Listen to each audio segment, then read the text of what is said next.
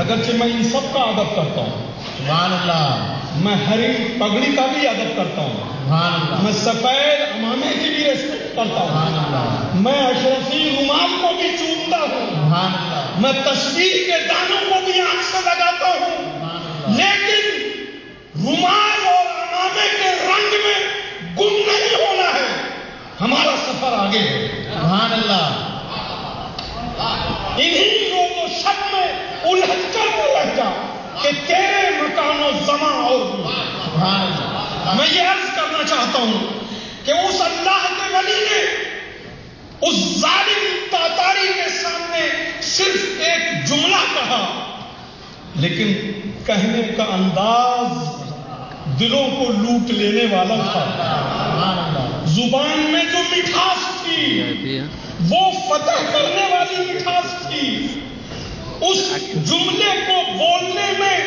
جو شیرینی تھی، جو پاور آف ایکسپریشن تھا، جو آرٹ آف کمیونیکیشن تھا، جو تاثیر تھی، جو سوز و ساز تھا، جو اخلاص تھا، جو عاجزی تھی، سبحان اللہ، جو تواضع تھا، اللہ پر ایمان کا جو وجدان تھا، سبحان اللہ، اس کو دیکھنے کی ضرورت ہے۔ کیا کرنا، کیا کرنا، کیا کرنا، آپ نے فرمایا کہ ظالم، اگر میں ایمان کے ساتھ دنیا سے چلا گیا تو تیرے کتے سے اچھا ہوں، اور اگر ایمان کے ساتھ نہیں گیا تو یہ تیرا کتا مجھ سے بہتر ہے جو خدا کا نافرمان نہیں۔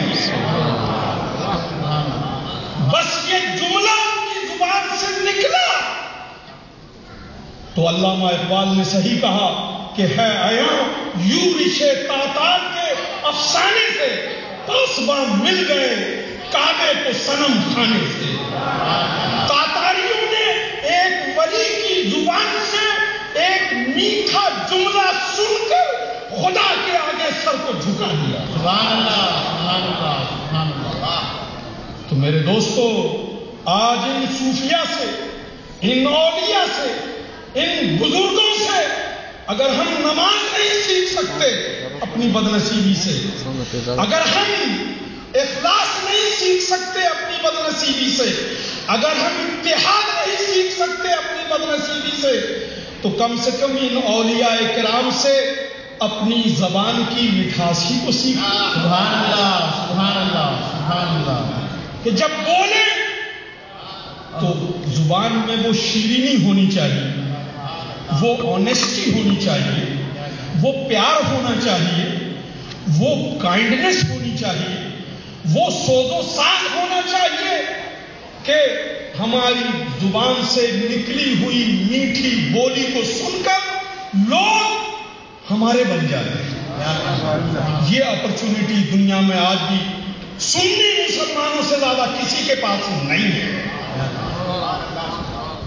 اس لیے میرے دوستو، میں یہ عرض کرنا چاہتا ہوں کہ آج اس جشن اعظم سے کم یہی سبق لے کر جائیں کہ آئندہ گفتگو کریں گے تو اس میں پیار ہوگا، اس میں مٹھاس ہوگی، اس میں شیرینی ہوگی، اس میں محبت ہوگی، اس میں سافٹنس ہوگی، اس میں سمپلسٹی ہوگی، اس میں پیار ہوگا، اس میں اپنائیت ہوگی۔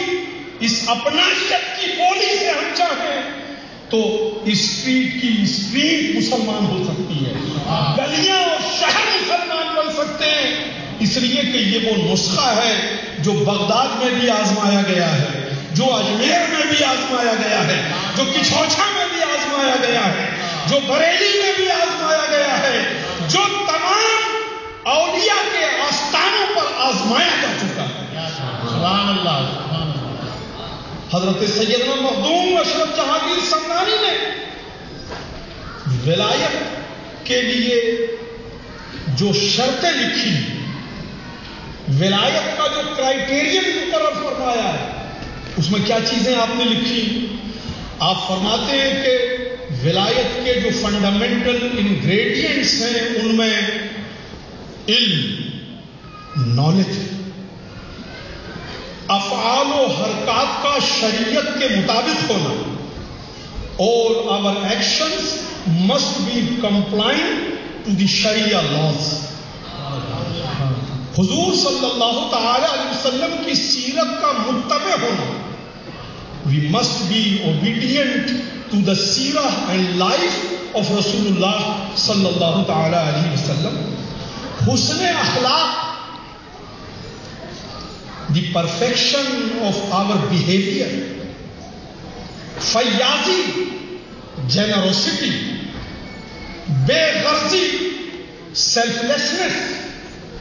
اور آخری بات, مخدوم اشرف نے ولایت کے معیار کے لیے ضروری قرار دیے. فرماتے ہیں کہ زبان کی لطافت. سبحان اللہ.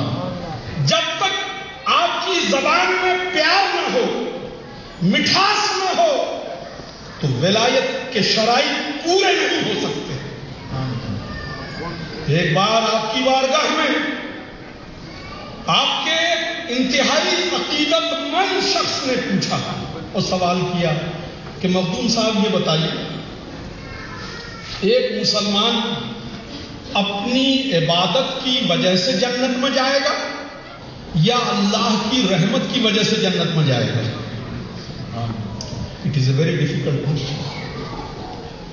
How a Muslim is going to be entered into the heavens on the day of judgment, whether he or she will be going as a result of his or her good deeds, or he or she will be going into Jannah purely as a result of mercy of Allah, the merciful.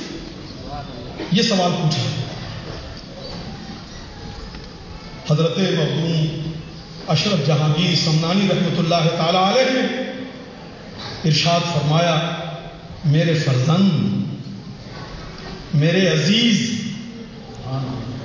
بڑا challenging سوال تھا, غصہ بھی آ سکتا ہے, اور مخدوم صاحب کو جلال آتا ہے, جلال آتا رہا ہے. کبھی جلال میں کسی کی زبان نکال دیتے ہیں, کبھی جلال میں کسی کی روح کو قبض کروا دیتے ہیں. لیکن آپ فرماتے ہیں میرے فرزند, فقیر یہی کہتا ہے کہ بندہ اللہ کی رحمت سے جنت میں جائے گا. سبحان اللہ, سبحان اللہ. لیکن سنو, جب تک عبادت نہیں کرے گا کوئی بندہ اس وقت تک اللہ کی رحمت کا مستحق نہیں ہوگا. سبحان اللہ, سبحان اللہ, سبحان اللہ. تو رحمت الہی سے جنت میں جاؤ گے, لیکن وہ رحمت اس وقت تک ملے گی نہیں جب تک اللہ کی فرما برداری اور اطاعت اور عبادت نہیں کرو گے. سبحان اللہ. اور پھر فرمایا, یہ میں اپنی طرف سے نہیں کہتا ہوں, قرآن کریم کی آیت کریمہ تلاوت فرمائی, ان رحمت اللہ قریب من المحسنین. سبحان اللہ. اسی طرح سیدنا غوث اعظم رضی اللہ تعالیٰ عنہ, جمعے کا دن ہے, بغداد میں اپنی مسجد میں جمعے کی نماز سے پہلے منبر پر رونق افروز خطبہ دے رہے ہیں. اس وقت کا خلیفہ مقتدی امر اللہ سامنے صف میں بیٹھا ہوا ہے. ایک دن پہلے اس نے یحییٰ بن سعید جیسے ظالم کو چیف جسٹس اپوائنٹ کیا ہے. حضرت سیدنا غوث اعظم نے جمعے کے خطبے میں خلیفہ وقت کو مخاطب کر کے فرمایا کہ تم نے یحییٰ بن سعید جیسے شخص کو جو اظلم الظالمین ہے مسلمانوں پر حاکم بنا دیا. ذرا غور کرو.